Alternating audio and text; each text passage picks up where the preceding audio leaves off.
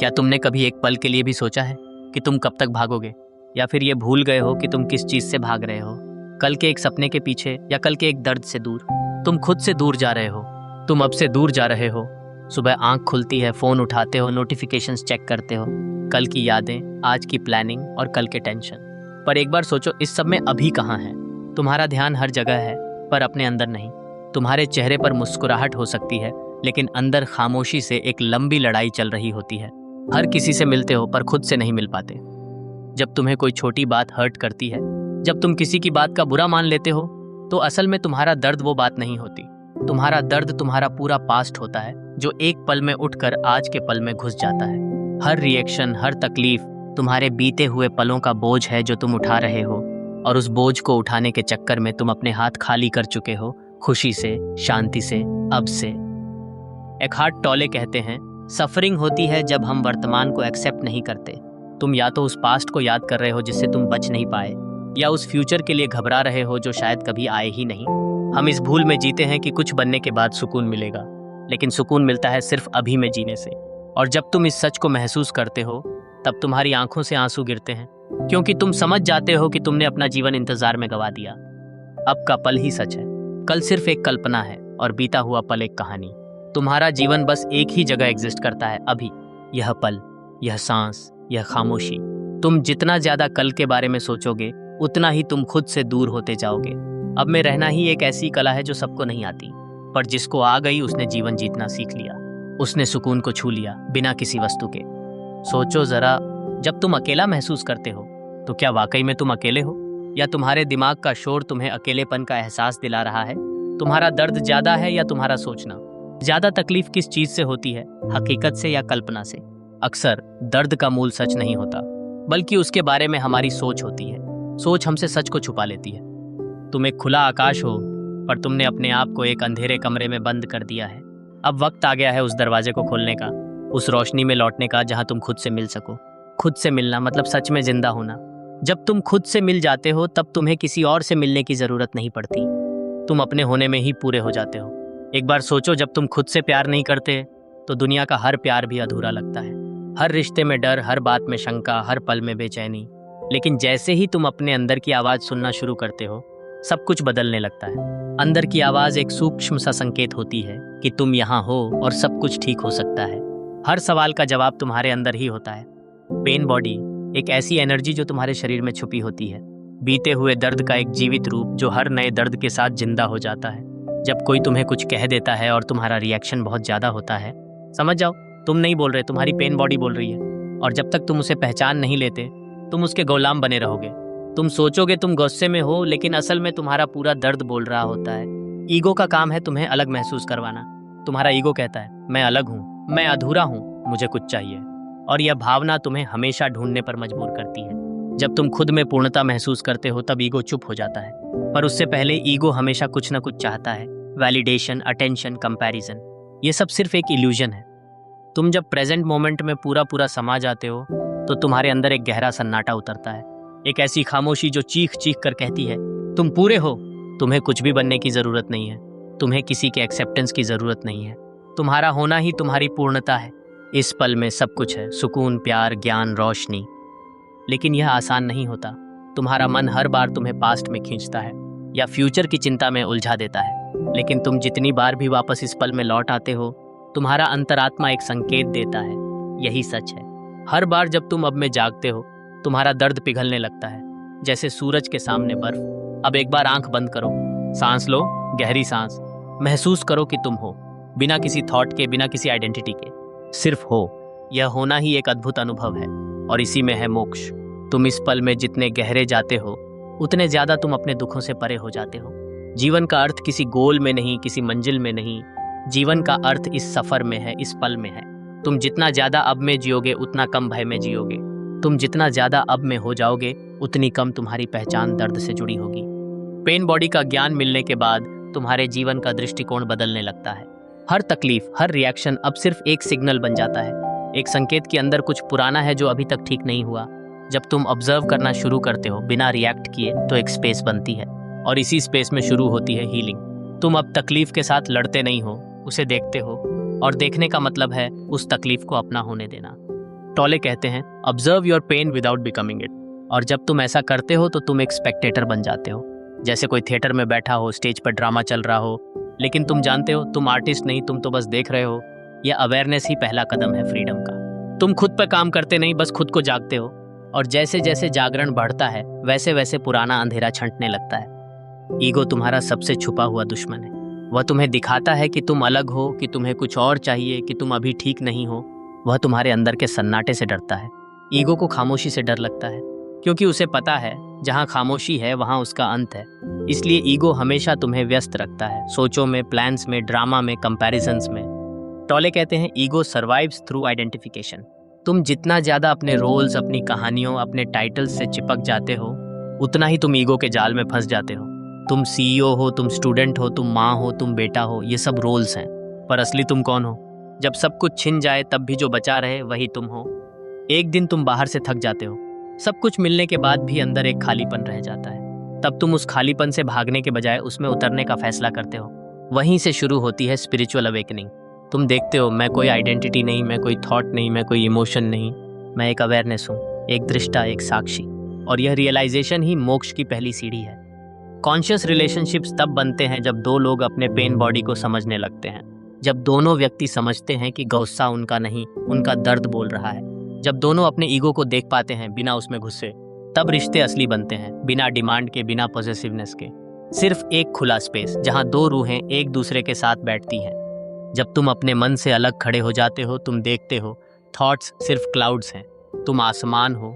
कभी बादल आएंगे, कभी छंट जाएंगे, तुम वहीं रहोगे, शांत, विशाल, अमर। तुम अपने अंदर एक ऐसी जगह तक पहुंचते हो जहां कोई तुम्हें छू नहीं सकता, ना कोई वर्ड, ना कोई इंसल्ट, ना कोई लॉस। तुम्हारा अस्तित्व अब इतना गहरा हो जाता है कि दुनिया की हर हलचल सिर्फ एक लहर लगती है और तुम समंदर बन जाते हो। पर यह समंदर में उतरना भी अपने आप में एक क्रिया है। द पावर ऑफ नाउ के अंतिम अध्यायों में टोले हमें बताते हैं कि कैसे हम अपने जीवन के छोटे से छोटे पल को भी एक साधना में बदल सकते हैं। हर काम, चाहे वो बर्तन धोना हो या सड़क पर चलना, एक मेडिटेशन बन सकता है। तुम अगर पूरे अवेयरनेस के साथ जीते हो तो जीवन एक प्रेयर बन जाता है। उनका कहना है, don't wait for some future moment to be happy, bring your presence to this moment and you'll discover happiness was always here. तुम जब इस पल में पूरे हो जाते हो तो तुम किसी और पल की तलाश छोड़ देते हो, और यही होता है सच्चा सुख, बिना किसी वजह के, बिना किसी कंडीशन के। टोले एक और गहरा संदेश देते हैं, एक्सेप्टेंस। जब तुम किसी भी पल को बिना रेजिस्टेंस के अपना लेते हो, बिना उसे बदलने की कोशिश किए, तो एक अलग ही प्रकार का शांति उत्पन्न होता है। तुम उस पल के साथ एक हो जाते हो। यह नहीं कि तुम हेल्पलेस हो, बल्कि तुम अवेयर हो। तुम रिएक्ट नहीं करते, तुम रिस्पॉन्ड करते हो, एक काम इंटेलिजेंस के साथ। जब तुम इस पल में पूरी तरह उपस्थित रहना सीख जाते हो तो तुम देखते हो कि जीवन किसी गोल तक पहुंचने का यात्रा नहीं है, बल्कि जीवन खुद एक प्रार्थना है। हर पल एक आराधना है। तुम अब जीवन को जीतने के लिए नहीं, महसूस करने के लिए जीते हो। अब तुम्हारे अंदर एक स्थायी मौन उत्पन्न हो जाता है। ना वो डल है, ना एम्प्टी, वो एक जीवित सन्नाटा है जहां तुम अपनी रूह की आवाज सुन सकते हो। तुम अब सोचने के बजाय सुन रहे होते हो, तुम अब कहने के बजाय महसूस कर रहे होते हो। तुम्हारे शब्दों में अब गर्व नहीं, एक शांत गहराई होती है। तुम्हारा अस्तित्व ही एक शब्द बन जाता है जिसे दुनिया बिना कहे समझ लेती है। और सबसे बड़ी बात, अब तुम किसी को बदलने की चाहत नहीं रखते, ना खुद को, ना दुनिया को। तुम बस एक्सेप्ट करते हो सब कुछ जैसे वो है। यही एक्सेप्टेंस तुम्हें सबसे बड़ा ट्रांसफॉर्मेशन देता है। तुम पाते हो जब तुम किसी चीज के खिलाफ लड़ना बंद करते हो तो वो अपने आप बदलने लगती है। तुम रेजिस्टेंस छोड़ देते हो और एनर्जी फ्लो करने लगती है। टोले कहते हैं, when you surrender to what is, you align with the power of the universe. जब तुम जीवन से लड़ते नहीं तो जीवन तुम्हारे अंदर से बहने लगता है। तुम कोई एक्सटर्नल पावर नहीं बन जाते, तुम एक हॉलो बैम्बू बन जाते हो जिसमें से डिवाइन फ्लूट अपना सुर बजाता है। तुम मीडियम बन जाते हो, एक चैनल जिसमें से प्रकृति अपना काम करती है। और यह समझ आता है कि तुम्हारा असली कर्म क्या है, उपस्थिति, पूरे होकर जीना। जब तुम किसी से बात करो तो पूरी अटेंशन के साथ करो। जब खाना खाओ तो बिना डिस्ट्रैक्शन के खाओ। जब तुम किसी पेड़ के नीचे बैठो तो सिर्फ बैठ जाओ, बिना किसी थॉट के। यह छोटी छोटी क्रियाएं तुम्हें जीवन के साथ एक कर देती हैं। इस अवस्था में तुम ना कुछ बनने की कोशिश करते हो, ना कुछ दिखाने की। तुम सिर्फ हो।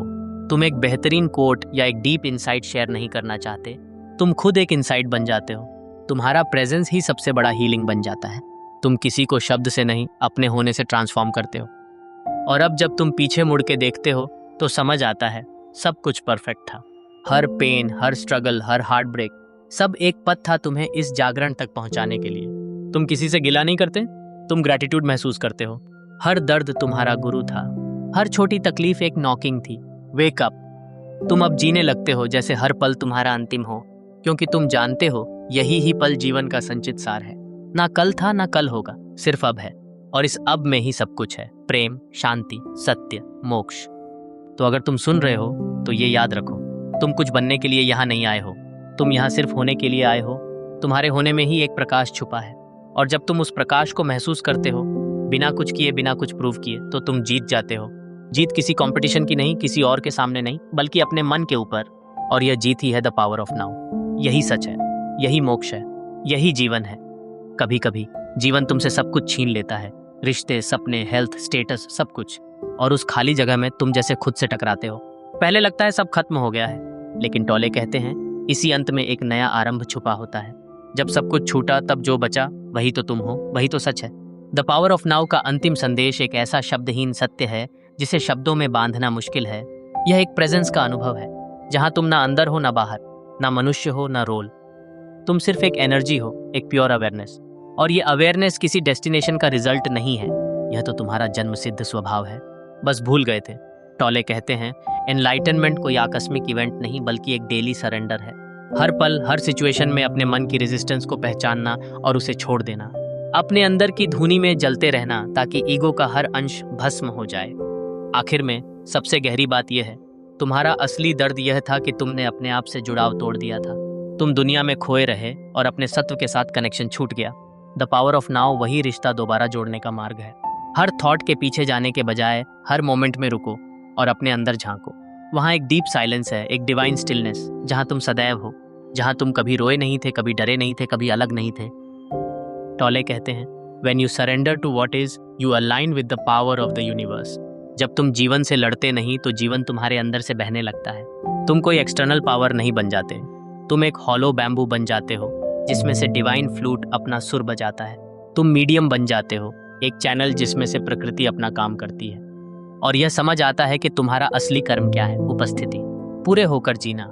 जब तुम किसी से बात करो तो पूरी अटेंशन के साथ करो। जब खाना खाओ तो बिना डिस्ट्रैक्शन के खाओ। जब तुम किसी पेड़ के नीचे बैठो तो सिर्फ बैठ जाओ, बिना किसी थॉट के। यह छोटी छोटी क्रियाएं तुम्हें जीवन के साथ एक कर देती हैं। टोले कहते हैं you are not in the universe, you are the universe. तुम कोई जीव नहीं, तुम स्वयं ब्रह्म हो, लेकिन लिमिटेड मन के जरिए खुद को छोटी कहानियों में बांध लिया था।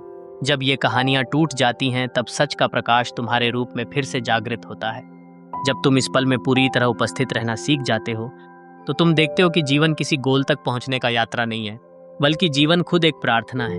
हर पल एक आराधना है। तुम अब जीवन को जीतने के लिए नहीं, महसूस करने के लिए जीते हो। अब तुम्हारे अंदर एक स्थायी मौन उत्पन्न हो जाता है। ना वो डल है, ना एम्प्टी, वो एक जीवित सन्नाटा है जहां तुम अपनी रूह की आवाज सुन सकते हो। तुम अब सोचने के बजाय सुन रहे होते हो, तुम अब कहने के बजाय महसूस कर रहे होते हो। तुम्हारे शब्दों में अब गर्व नहीं, एक शांत गहराई होती है। तुम्हारा अस्तित्व ही एक शब्द बन जाता है जिसे दुनिया बिना कहे समझ लेती है। इस अवस्था में तुम ना कुछ बनने की कोशिश करते हो, ना कुछ दिखाने की। तुम सिर्फ हो। तुम एक बेहतरीन कोट या एक डीप इनसाइट शेयर नहीं करना चाहते, तुम खुद एक इनसाइट बन जाते हो। और अब जब तुम पीछे मुड़ के देखते हो तो समझ आता है सब कुछ परफेक्ट था। हर पेन, हर स्ट्रगल, हर हार्ट ब्रेक, सब एक पथ था तुम्हें इस जागरण तक पहुंचाने के लिए। तुम किसी से गिला नहीं करते, तुम ग्रैटिट्यूड महसूस करते हो। हर दर्द तुम्हारा गुरु था, हर छोटी तकलीफ एक नॉकिंग थी, वेक अप। और सबसे बड़ी बात, अब तुम किसी को बदलने की चाहत नहीं रखते, ना खुद को ना दुनिया को। तुम बस एक्सेप्ट करते हो सब कुछ जैसे वो है।